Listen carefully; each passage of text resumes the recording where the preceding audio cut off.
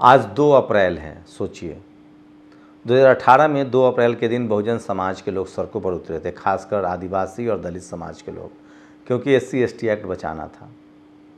10 से 12 मासूम बच्चे शहीद हुए थे, सबको याद है। सुप्रीम कोर्ट ने SC/ST को डिरेल कर दिया था। उसके बाद एक संवैधानिक तरीके से संविधान के तहत लोग सड़कों पर उतरे और नतीजा 10 से 12 बच्चे शहीद हुए। मैं उन तमाम पीड़ित परिवारों से मिला था जिनको आर्थिक मदद पहुंचाई गई थी। और सोचिए आज अब उस मुद्दे पर आज भी राजनीति हो रही है। प्रधानमंत्री कह रहे हैं कि हमने आज ही का बयान है कि हमने SC/ST को रिस्टोर किया है, मजबूत किया है। वहीं राहुल गांधी ने एक बड़ी मांग की। उन्होंने कहा है कि जो भी बच्चे SC/ST एक्ट में उस मामले में जो SC/ST एक्ट का आंदोलन था, जो पूरा वो आंदोलन चला, उसमें जो FIR है उसको हटाया जाए। आज सुबह सुबह प्रेस कॉन्फ्रेंस करके SC डिपार्टमेंट के जो चेयरमैन हैं राजेंद्र पाल गौतम, कांग्रेस पार्टी के जो SC डिपार्टमेंट के चेयरमैन हैं, उन्होंने भी कहा था कि राहुल गांधी ने बाकायदा प्रधानमंत्री को चिट्ठी लिखी है कि SC/ST एक्ट आंदोलन में जो भी FIR हुआ है जिस राज्य में भी, उसको वापस लिया जाए। हम सब ने देखा था किस तरह की विभीषिका हुई थी, किस तरह से एक शांतिपूर्वक प्रोटेस्ट पर गोलीबारी हुई, 10 से ज़्यादा बच्चे शहीद हुए। उसके बाद रामविलास पासवान ने संसद में आवाज़ उठाई, SC/ST एक्ट रिस्टोर हुआ। वो उस समय BJP की सरकार में ही अलायंस पार्टनर में कैबिनेट मंत्री थे। मैं ये भी बता दूं कि SC/ST एक्ट की देन राजीव गांधी ने दिया, ये सच है। अब मोदी जी कह रहे हैं कि हमने इसको और मजबूत किया। तो सवाल है कि आप FIR ख़त्म क्यों नहीं कर देते हैं?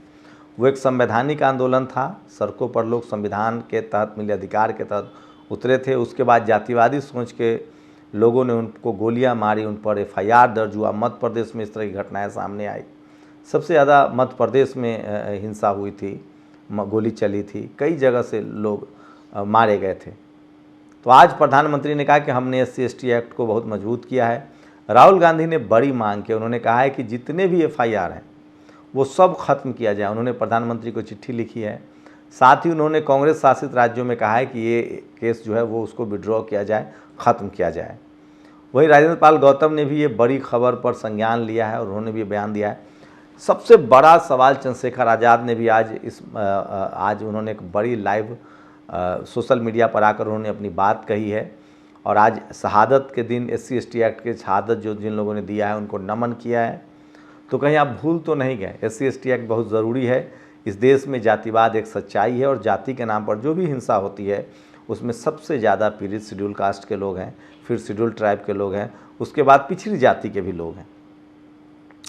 तो जो भी जातीय हिंसा के शिकार हैं उनको सुरक्षा मिलनी चाहिए और SC/ST एक्ट तो बहुत ज़रूरी है, उनकी सुरक्षा बहुत ज़रूरी है। SC/ST एक्ट होने के बावजूद भी आज भी ये सच्चाई है। NCRB के आंकड़े देखिए, SC/ST पर सबसे ज़्यादा हत्याएं और जुर्म होते हैं।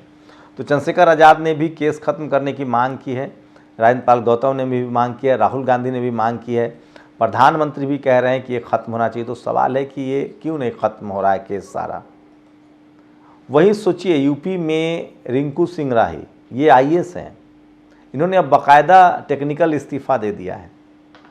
इनको पोस्टिंग का इंतज़ार है। इनसे पत्रकार ने सवाल पूछा कि आप अधिकारी से क्यों नहीं मिले? उन्होंने कहा क्यों मिलूं, मैं कोई चापलूसी कर रहा हूं, मैं कोई मनमाफिक जगह मांग रहा हूं, मैं तो काम मांग रहा हूं। इन्होंने बाकायदा महामहिम राष्ट्रपति को चिट्ठी लिखकर कहा है कि अगर आप मुझे काम नहीं दिया जा रहा है तो मुझे वापस PCS में ही, नीचे की सर्विस में ही भेज दिया जाए जहाँ मैं पहले था। तो सोचिए किस तरह से दलित समाज से आने वाले IAS के साथ भी बर्ताव होता है, ये सबसे जग जाहिर है। लेकिन उन्होंने कहा है कि मैं सिर्फ काम मांग रहा हूं, मुझे आप बैठा के क्यों सैलरी देंगे?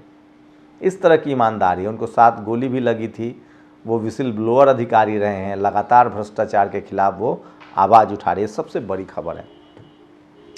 दूसरी बड़ी खबर है, सोचिए लगातार सोशल मीडिया पर नज़र लगाया जा रहा है। अब नेशनल दस्तक के फेसबुक पेज को डाउन कर दिया गया है, मॉलिटिक्स के पेज को डाउन किया गया है, भारत में नहीं दिखा सकते हैं, राजीव निगम के पेज डाउन हुए हैं, द जनता लाइव के पेज डाउन हुए हैं। तो बहुजन समाज पर दोहरी मार पड़ रही है। आज इसी को लेकर दिल्ली के प्रेस क्लब ऑफ इंडिया में बड़ी बैठक हुई। सांसद संजय सिंह ने इसको संसद में उठाया। लेकिन मेरा सवाल है कि तमाम बहुजन चैनलों पर इस तरह के प्रति हम लोग को दो तरफा मार झेलनी पड़ रही है। हम लोग जातिवाद के भी शिकार हो रहे हैं, हम लोग दलित, पिछड़ा, किसान, आदिवासी, अल्पसंख्यक पत्रकार क्यों हैं? जैसे आप एसपी डीएम बन जाते हैं तो सोचिए आपके साथ फिर भी भेदभाव होता है। आपने हरियाणा में पूरन सिंह का मामला देखा, आपने सीजीआई चीफ जस्टिस का मामला देखा, आपने महामहिम राष्ट्रपति के साथ भेदभाव का बात सुना है, बाबा साहब के साथ किस तरह के भेदभाव हुए इतने पढ़ने लिखने के बावजूद। सोचिए हम लोग पत्रकारिता कर रहे हैं जान जोखिम में डालकर। बहुजन समाज के नेताओं से गुजारिश है कि ये आपका भी काम है, हम लोग की कोशिश है कि कम से कम पत्रकारिता अभेद किला है। Chief justice, high court, supreme court में SC ST OBC के लोग जज बने हैं इक्का दुक्का, मीडिया में नहीं है, जुडिशियरी में है लोग, कॉलेज यूनिवर्सिटी में है, ब्यूरोक्रेसी में है, बिजनेस में भी कुछ लोग हैं, लेकिन मीडिया वो जातिवाद का अभेद किला है जहां आज भी दलित पिछड़ों के लिए स्पेस नहीं है। तो ये सच्चाई है और इस जोखिम को लेकर नेशनल दस्तक जैसे तमाम प्लेटफॉर्म जो काम कर रहे हैं, आपसे गुजारिश है कि आप हमें पैसा मत दीजिए, हमारी मदद कीजिए। बस इतना कि हमें देखिए, हमारे चैनल को डाउन किया जा रहा है, हमें सब्सक्राइब कीजिए, हमें हमारी खबरों को शेयर कीजिए, आप हमें देखिए, हमें हौसला तो दीजिए। कब हमारा पेज बंद हो जाएगा हम फिर से दोबारा शुरुआत करेंगे, लेकिन हम करेंगे ही क्योंकि हम बाई चॉइस पत्रकार हैं। अगर हम देश की सेना में होते तो हम युद्ध के समय भाग नहीं सकते थे, नहीं तो हमको गद्दार कहा जाता। हम उसी तरह से पत्रकार हैं तो हम सरकार से सवाल पूछना नहीं बंद करेंगे, चाहे हमारी इसकी कीमत कुछ भी चुकानी पड़े, और हम लोग को कीमत चुका रहे हैं। तो बहुजन समाज के पत्रकारों के लिए ये दो तरफा मार है, आपको जातिवाद से भी लड़ना है और आपको सरकार के दंश को भी झेलना है। और सरकार में जो सिस्टम में और सड़क पर जो जातिवादी मनुवादी सोच के लोग हैं उनसे भी आपको लड़ना है। तो ये सबसे बड़ी खबर है, बड़ी बैठक हुई। आप लोगों से गुजारिश है कि नेशनल दस्तक को दुनिया भर के जिन देशों में देख रहे हैं उनको जरूर देखिए। भारत में उसको डाउन किया गया है। हमारा X हैंडल है, उस पर भी आके खबरें आप देख सकते हैं। यूट्यूब पर हमारी खबरें आप लगातार देख सकते हैं। तो लगातार सोशल मीडिया पर, अब तो खुरपेज पर भी FIR की बात सामने आ रही है, अभी FIR की कॉपी नहीं लगी है। तो तमाम वो सोशल हैंडल्स जो सवाल पूछते हैं उनको लगातार कटघरे में खड़ा किया जा रहा है। तो ये सबसे बड़ी खबर है और ये लोकतंत्र के लिए खतरनाक है। इसका एक ही जवाब है कि बहुजन समाज के लोग एकजुट हों, संवैधानिक तरीके से फेसबुक, X पर अपनी बात रखें, अपनी सॉलिडारिटी दिखाएं, ये बहुत ज़रूरी है। बात रही चुनाव की, तो बंगाल में मामला बहुत विकट होता जा रहा है। 7 अधिकारियों को कहा जा रहा है कि जनता ने बंधक बना लिया। टीवी अखबार में बहस चल रही है उस पर कि ये ठीक नहीं है, लोकतंत्र के लिए अच्छा नहीं है। चुनाव आयोग की विश्वसनीयता को लेकर भी तमाम टीवी विपक्ष के लोग कह रहे हैं कि चुनाव आयोग विश्वसनीय नहीं है। वही सोचिए कि 7 लोगों को बंधक बना लिया गया है बंगाल में। तो बंगाल में लोग नाराज़ हैं कि लगभग करोड़ों लोग, 1 करोड़ लोगों का नाम काट दिया गया। इस तरह की खबरें सामने आ रही है।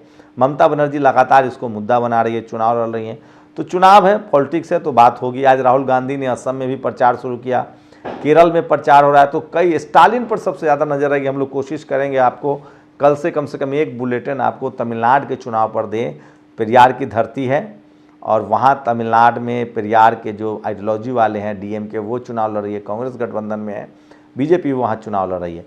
वहीं जो वर्तमान में जो फाइनेंस मिनिस्टर है निर्मला सीतारमण, उनके पति हैं परकला, उन्होंने बड़ा खुलासा किया। उन्होंने कहा है कि रात के 11 बजे से लेकर 2 बजे तक वोटिंग हुई, 17 लाख वोट डाले गए और इसने आंध्र प्रदेश के चुनाव को प्रभावित किया। लेकिन इस पर कोई टेलीविज़न डिबेट नहीं है। इस तरह की खबरों को भी आप शेयर करेंगे तो हैंडल्स को ख़त्म किया जा रहा है। आप गैस सिलेंडर से जुड़ी खबरों को शेयर करेंगे तो मुश्किलें बढ़ रही है। पुलिस अलग अलग केस करने की धमकी दे रही है, एड्रेस खोज रही है।